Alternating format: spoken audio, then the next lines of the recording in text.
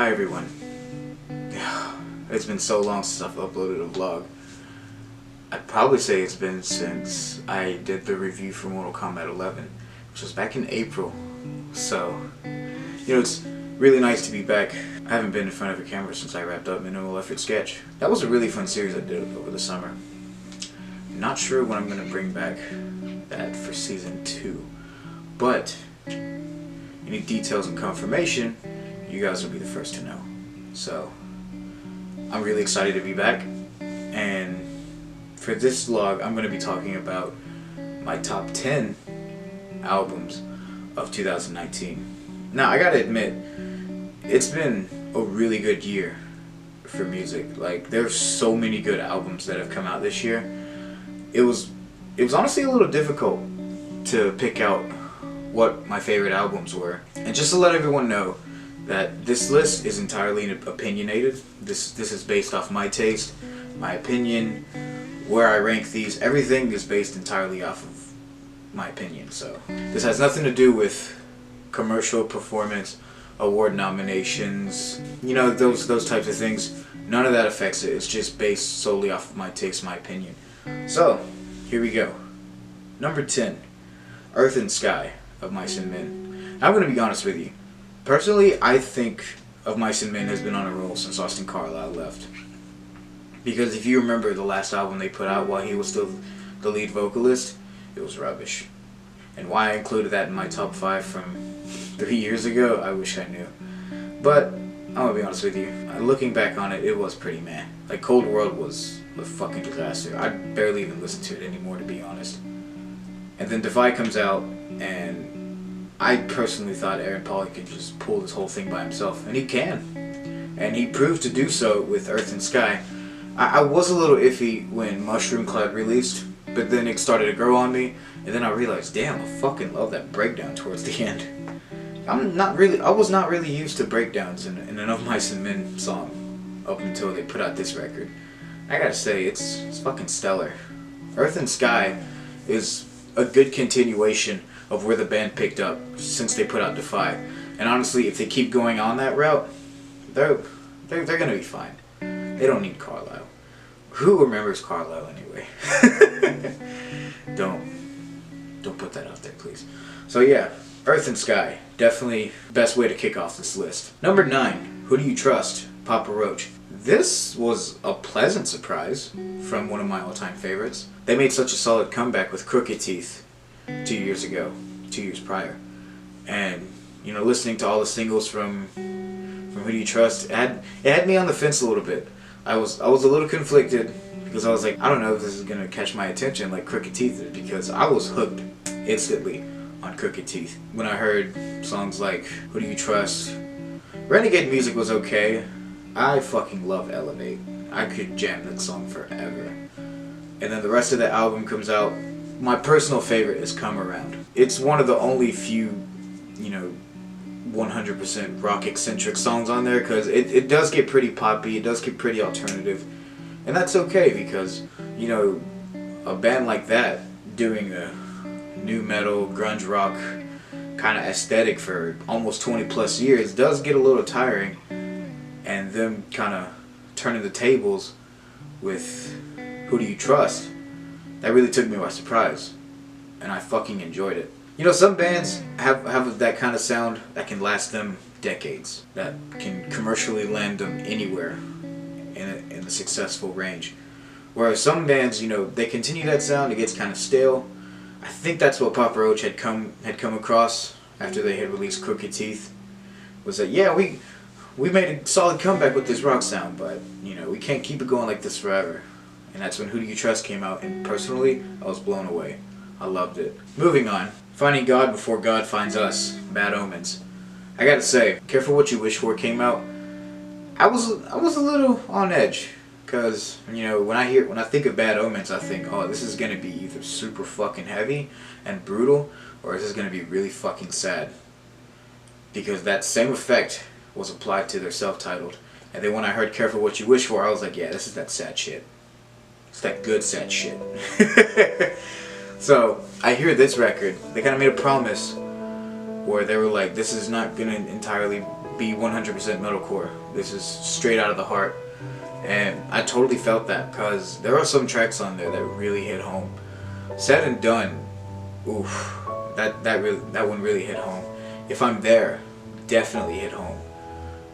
Oh my gosh, it's such a stellar record that for a metalcore band, it's a great way to start changing. Like, they don't change entirely too much, but they do kind of experiment here and there. So it's like, you know, they're sticking to their roots, but at the same time they're branching out. I love when bands do that, because it's like, hey, it's the old them and it's the new them at the same time. It's amazing. But yeah, Finding God Before God Finds Us. Ooh, such a quality record. Highly recommend. And you definitely need to check out Bad Omens. They're such a good band. Number 7, American Sun, Fire from the Gods. Now, when I had heard that they had signed with 11-7 Music, which is now Better Noise, according to their YouTube channel, when I heard that they had signed to them, I was a little conflicted, because you think of this label, you know, it's the same label that has Papa Roach, Bad Wolves, a lot of the bands that, you know, the general public would view as the blood rock or the generic rock type thing. So when I heard that they signed to this label, I was like, I hope that doesn't happen to them. You know, considering their previous album, Narrative, it was not going to turn out that way. In fact, American Sun was continuing what the purpose of Narrative was. Like, yes, Narrative told a story, and American Sun is here to tell the aspects of how that story came about. Now, it doesn't stray entirely too far from metalcore, but it does kind of lean into slightly a bit of an alternative, just like, you know, the generic rock type. Well, not the rock, but the generic metal direction. But they hold their own so well doing that you can tell that it's still the same band. The same lyrical inspiration. Some of the same sound that was used in Narrative, but, you know, it's... When you listen to American Sun, you don't walk in expecting a metalcore record. You're just expecting a Fire from the Gods story to be told. And that's one of my favorite things about American Sun, is that it may not be the exact same genre that you recognize them from Narrative, but it's still a top-notch record. And that's why American Sun is on this list, because it's still a top-notch record. Number 6, Sudden Sky, Crown the Empire. So when Dave Escamilla left Crown the Empire in the beginning of 2017, people were expecting this band to go straight into the ground. And that was my biggest fear about Crown the Empire, because I had just gotten into them at the time.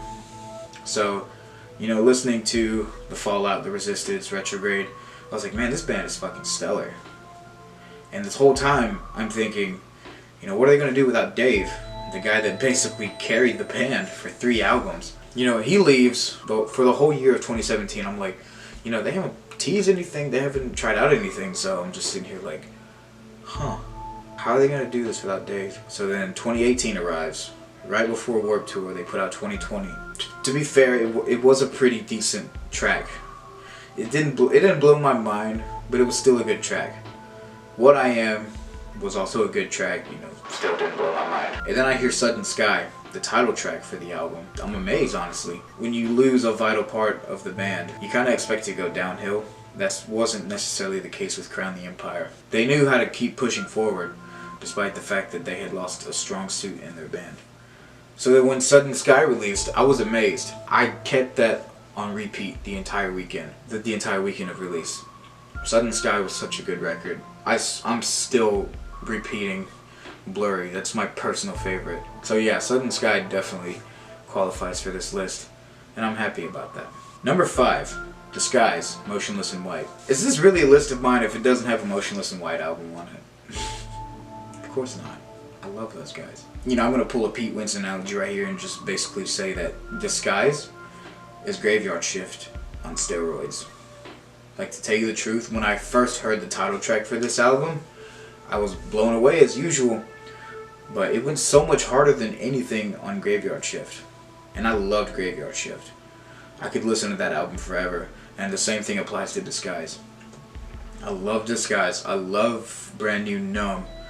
Broadcasting from Beyond the Grave, Death Incorporated is my shit. And the same thing with Code.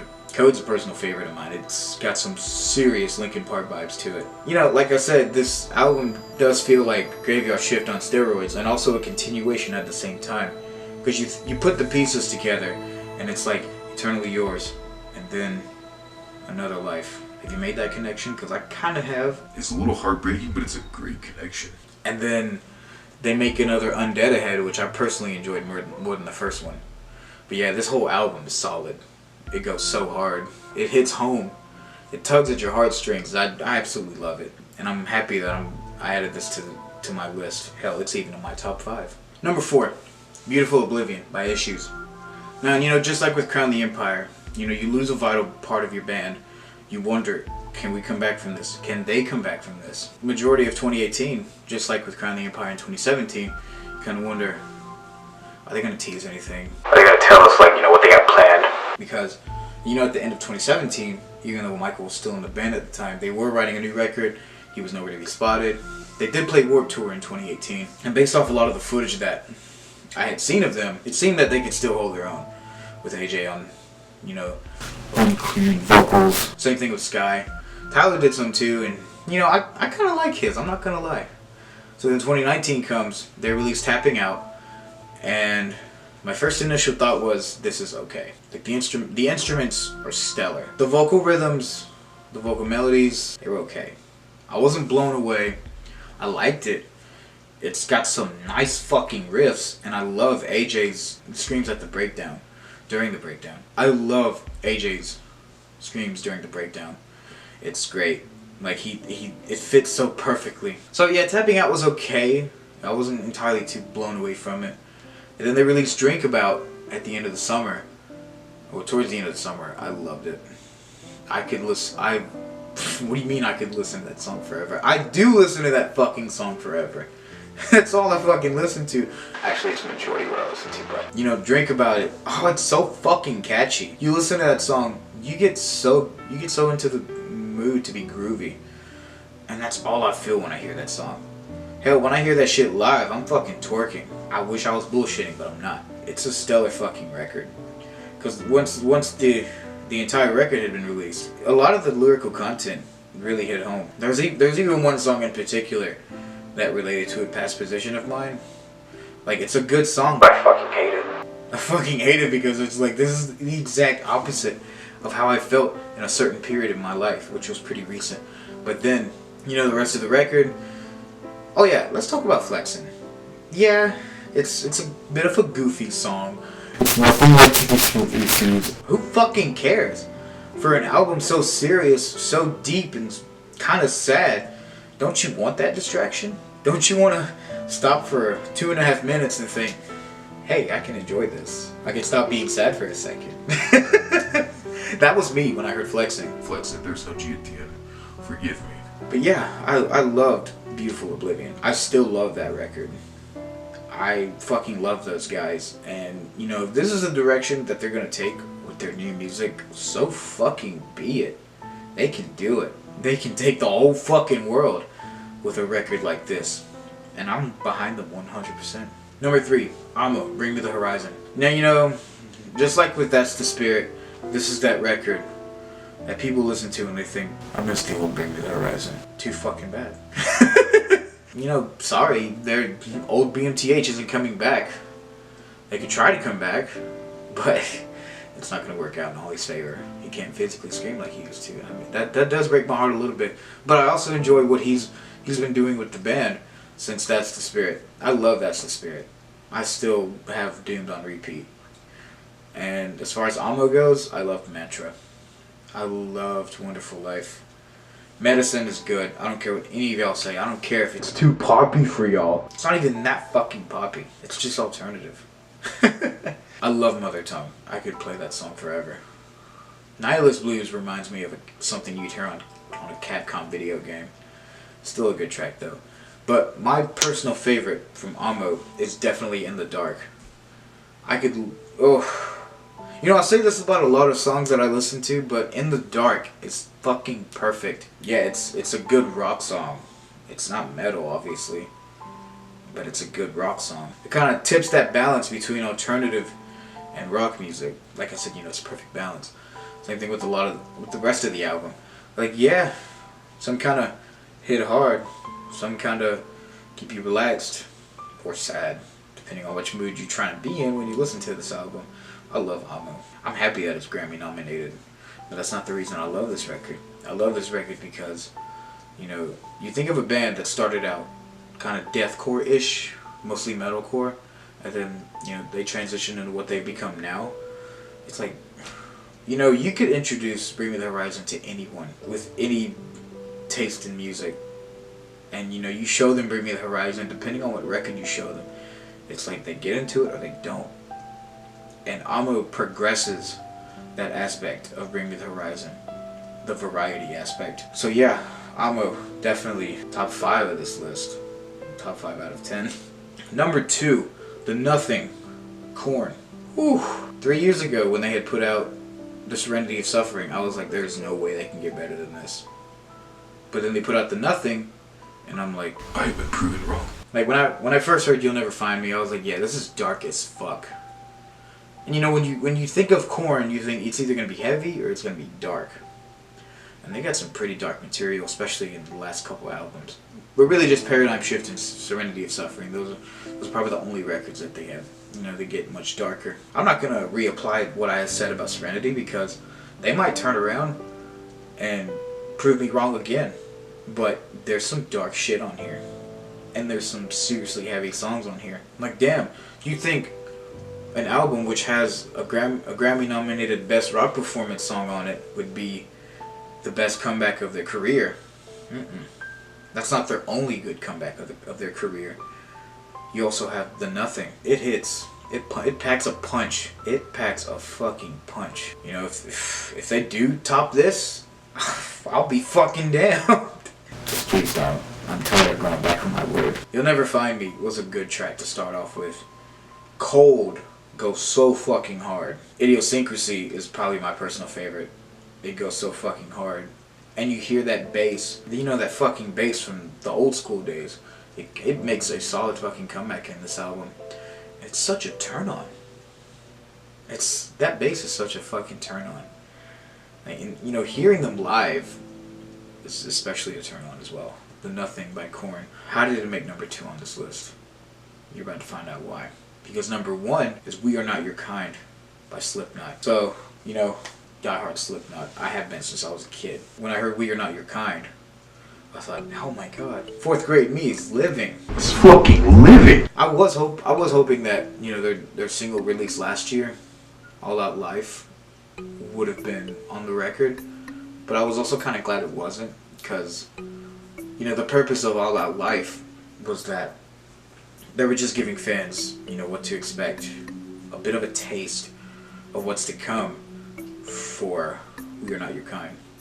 Because the moment you hear Slipknot's writing a new record, the excitement skyrockets. And then they had released Unsainted early in 2019. I loved that song. I still repeat the shit out of that song. Unsainted goes so hard. This was also their most creative effort yet. It was a bit experimental, which, you know, with a band with 9 fucking members, you kind of expect them to have some sort of experimentation, but they actually did so with this record. Like, you look back on previous albums, they weren't as experimental as they were with this record. Like Unsainted, that choir intro took my breath away, because it's like, this is so unlike Slipknot. And the fact that they took that risk and they nailed it is what took my breath away as a fan. Solway Firth. Oh yes, that song goes so fucking hard. That intro gives me chills. It still does. Birth of the Cruel really gave me the vibe that I had heard when I had discovered them. You know, hearing their self-titled debut. That's another thing about We're Not Your Kind. It's every single element that Slipknot has ever experimented with, and it all comes together. You get vibes of Iowa. You get vibes of self-titled. You get vibes of fucking Volume 3. All Hope Is Gone. The Great Chapter. It's like every single element that they've experimented with comes together. And that's what makes this a very creative effort. It's definitely not their best effort to date, but it's certainly up there. I personally think that We Are Not Your Kind deserves the number 1 spot on my list. Not just because I'm diehard Slipknot, but because it's very inspiring for someone who wants to create art that's similar to what it is that they do. So, I really hope you guys enjoyed my personal picks of the year. Let me know what your favorites are from the year. Let's talk music. Let's talk other things. Hell, I might even upload another vlog before the year ends. I want to make this a yearly tradition. I want to come back with a lot of good shit next year. Whether you guys are with me or not. But I'm sure you guys love me. So, don't forget to subscribe. Turn on the bell if you want to receive notifications for when I upload, which is not that often. So it's probably a good idea. And I'll see you guys later. Bye.